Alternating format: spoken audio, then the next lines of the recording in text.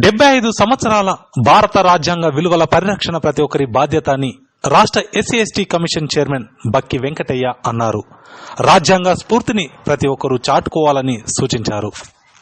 సిద్దిపేట జిల్లా అక్బర్పేట భూంపల్లి మండల కేంద్రంలో దళిత బహుజన ఫ్రంట్ ఆధ్వర్యంలో నిర్వహించిన భారత రాజ్యాంగ విలువల పరిరక్షణ ప్రచార ఉద్యమాన్ని డీబీఎఫ్ జాతీయ కార్యదర్శి శంకర్తో కలిసి బక్కి వెంకటయ్య జెండా ఊపి ప్రారంభించారు.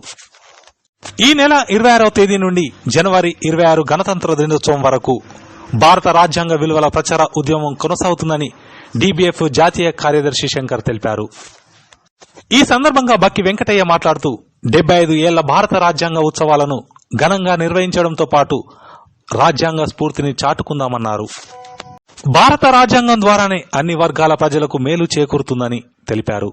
డీబీఎఫ్ ఆధ్వర్యంలో చేపట్టిన భారత రాజ్యాంగ విలువల పరిరక్షణ ప్రచార ఉద్యమంలో ప్రతి ఒక్కరు భాగస్వాములు కావాలన్నారు.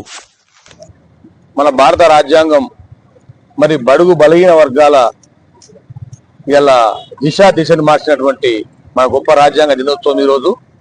మరి రాజ్యాంగమే లేకుంటే, ఆనాడు మహానీయుడు అంబేద్కర్ లేకుంటే మరి ఏ చీకటి మింగునో ఈ సమాజం ఏమవును అన్ని రకాల ముందు చూపుతోని మన రాజ్యాంగాన్ని మరి పొందుపరిచిన వ్యక్తి గొప్ప మహనీయులు, ప్రపంచ మేధావి మన అంబేద్కర్ గారు.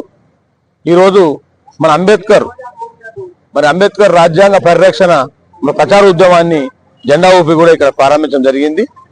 మరి మన రాజ్యాంగాన్ని కాపాడుకోవాల్సిన బాధ్యత మనందరిపై ఉన్నది. మరి ప్రచార ఉద్యమానికి మేము సంపూర్ణ మద్దతు తెలియజేస్తా ఉన్నాం.